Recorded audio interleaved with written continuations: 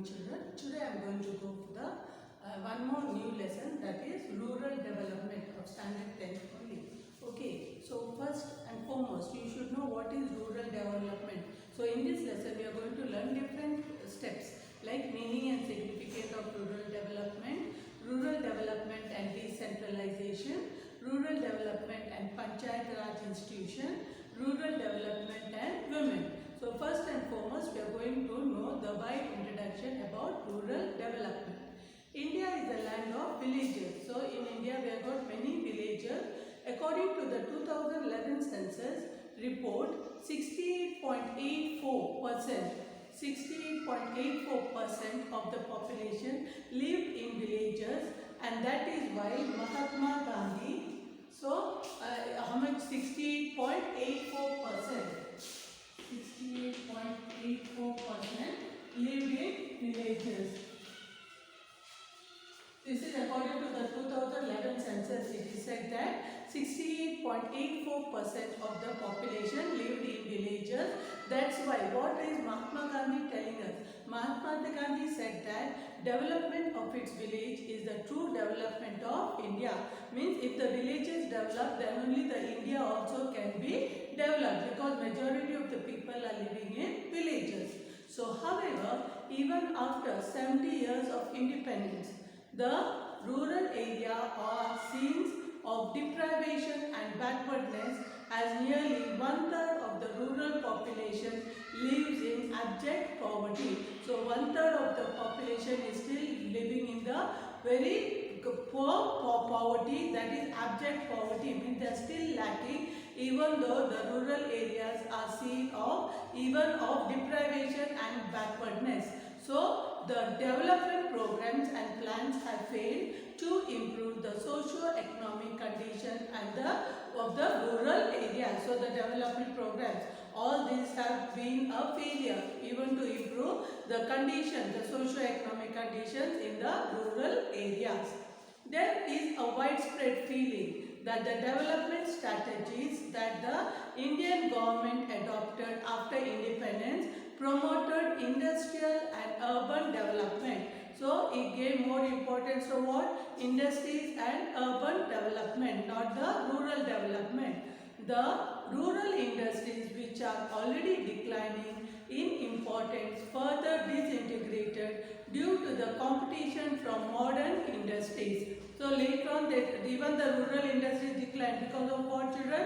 Because of the modern and new industries which are coming up. With agriculture being non-remunerative and employment not being regular, the rural people continue to migrate to cities.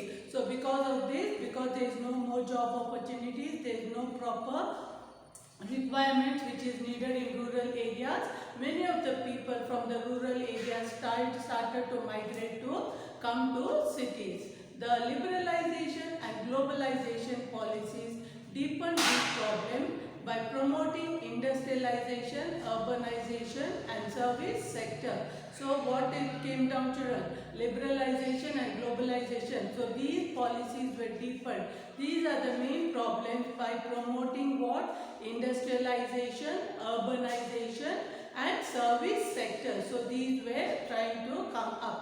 So consequently, poverty has increased among the rural people who depend mainly on agriculture. So here, who are the main sufferers? The poor people, the people who are working in the rural areas, that is in agriculture. So they were mainly, so these rural people depend mainly on agriculture. So they were the great sufferers.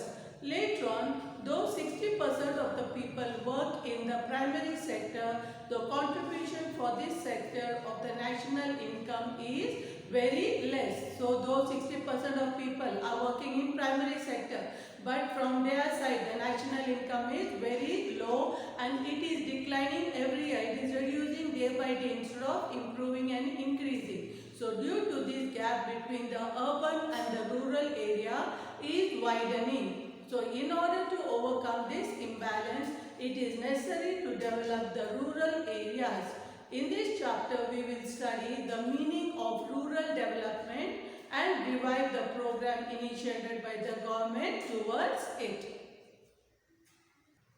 Okay, now we are going for meaning and importance. Meaning of rural development.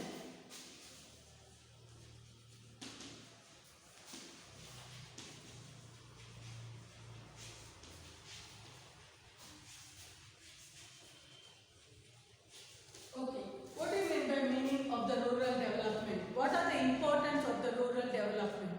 Rural development refers to a process of economic and social upliftment of rural areas. So keep it in mind, children. Rural development refers to a process of economic and social upliftment of rural areas. It may be defined as overall development of rural areas to improve the quality of the life of the rural people.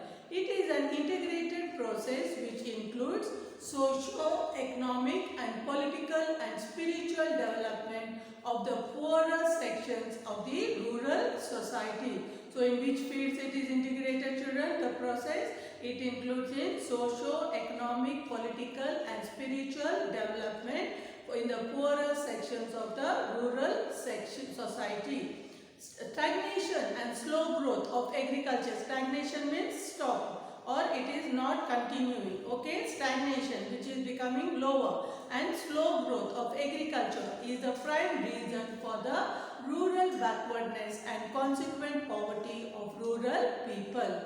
Therefore, more of the rural non-farm activities need to be promoted, which requires improvement in. So what is more important to develop them or to improve them?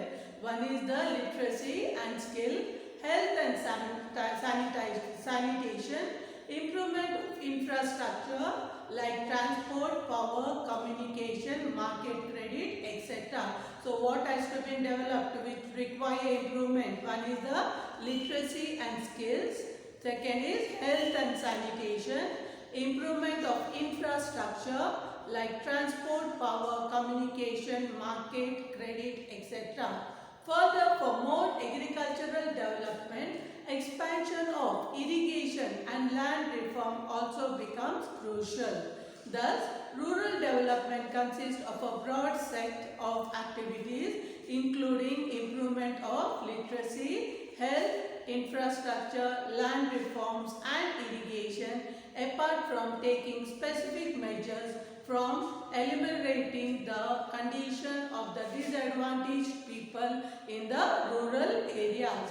Hence, if we are to make a list of the activities that are essential for rural development, then those activities are as follows. The first and foremost activity is development of human resources including. So what are the human resource includes? One is the literacy, especially female literacy. The girl or the women should be educated.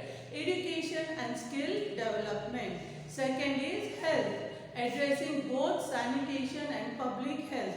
Health is also important with education. So these both has to be given the priority in first. Second, land reforms. What is land reforms? Reformation of lands, reforms the land, okay, to give them the irrigation, the proper land in the rural area. Third one, children, development of the productive resources of each locality. To develop the product resources, what is there? To improve them, to give them the better quality so that they can have a good agriculture and they can have the benefit, the rural people. Fourth one, infrastructure. Yes, this also plays a very important role. Development like electricity, irrigation, credit, marketing, transport facilities including construction of village roads and feeder roads, facilities for agriculture, research and extension, and information dissemination. And the fifth one is specific program of alleviation of poverty. So I'll repeat once again. The fourth one, infrastructure development means like electricity, irrigation, credit, market, transport facilities, including construction of village roads and feeder roads, facilities of agriculture, research and extension, and information dissemination, And the fifth one is specific programs of elevation of poverty means to lift up the poverty. It is more important to eliminate, to try to resolve or solve the problem of the poverty and give them the needful thing in the rural areas. Next I am going to go is what is called as the importance of rural development. Since rural development includes agriculture and non-agriculture development, it contributes not only to the rural but also to the overall development of the country. So, not only the rural development includes agriculture or non-agriculture, but the overall development of the country improves because of the rural development. Increased farm income will create greater demand for industrial products and services, thereby generating additional employment and leading to an expansion. So, leading to the generation of employment of those sectors also, which increase literacy and skill levels, higher productivity could be achieved. Better health also results in higher work participation by the people and increased output. Agro-processing, small-scale and cottage industries will develop, leading to gradual transformation. So, what will develop, children? The agro-processing and small-scale industries will develop, leading to transformation of the villages. With this, migration to cities will reduce and also contribute towards the reduction of poverty. The second one is decentralization. What do you mean by decentralization? Providing administrative power and the responsibility of developing the village to people themselves is called decentralization. I'll repeat once again. Providing administrative power and the responsibility of developing the village to people themselves is called decentralization. It is the process through which power sharing occurs and people participate in decision making. It also is a process that aims at planning and development from below. So, this process was called as Grama Swaraja by Mahatma Gandhi. So, this process was called as Grama Swaraja by Mahatma Gandhi. So, decentralization reduces various kinds of exploitation, uphold human interdependence and dignity, and nurtures human value like compassion and cooperation. The Panchayat Raj system has been rejuvenated in India in order to promote decentralization. The Government of India enacted the 73rd Constitutional Amendment Act in 1933, which established a uniform system of Panchayat Raj institution throughout the country. So, this Act confers constitutional status to Panchayat institution. So, as per this Act, the three-tier system of Panchayat has come into existence. What is that three-tier? A key feature of Panchayat Raj system is adopted in India are, that is the first one, a three-tier structure of district, taluk and village. That is the district, taluk and village Panchayat with the Grama Sabha as foundation. Second, direct and periodic election. Third, reservation of seats for scheduled castes and scheduled tribes, backward class and women. Fourth, provision of major financial and administrative responsibilities, budget and audit requirement. Fifth, provision for executive support staff. And the sixth is a strict procedure for dissolution, suppression of panchayat and mandatory election within 6 months of dissolution. So, Karnataka has 30 Jilla Panchayat, 176 Taluk Panchayat and more than 6022 Gram Panchayat. Third one, role of Panchayat Raj institution and rural development. What is the role? Panchayat Raj institution plays key role in enabling the rural people to participate in rural development. They are responsible for implementing various schemes related to poverty alleviation and livelihood security besides providing public amenities. They provide the rural community with basic facilities of roads, drains, drinking water, street lights, toilets, schools and hospital, building, market yard, etc.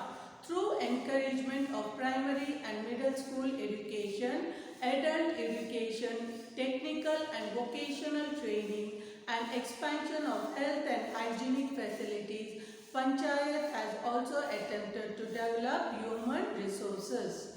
The Gram Sabha is an important body of Grama Panchayat. It is compulsory to conduct Grama Sabha meeting at least once in 6 months. All the adults who are in the voters list of the village are the members of the Grama Sabha. All development schemes are decided in Grama Sabha itself. The predominant function of PRI is to engage. Engage what? What is PRI? Panchayat Raj institution is to engage in local planning. The Grama Sabha prepared village development scheme during its open meeting, such as those for school facilities, drinking water, supply primary health care, veterinary dispensary or market link road, etc.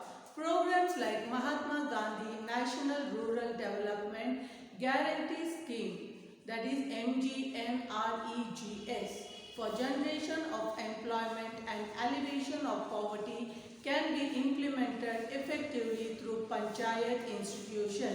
Housing program like Pradhana Mantri Awas Yojana, Ambedkar Valmiki Housing Program, Ashraya Yojana are also implemented to provide shelter to the shelterless people. The public distribution system in village is strengthened and the poor people are provided with essential food grains, identifying the old people, the disabled, the widow, the mentally challenged people. It can be ensured that all facilities from the social welfare program of the government reach them properly. So all the self-help group of women can be brought together and proper encouragement can be given to their productive activities. In this way, women too can be made to participate in the development of the nation. Okay, so the women also you can uphold by giving them the importance by joining them in the self-help group. Thank you children for watching the video. I'll continue in the next class, and now you have to read the lesson and also see the video and understand better.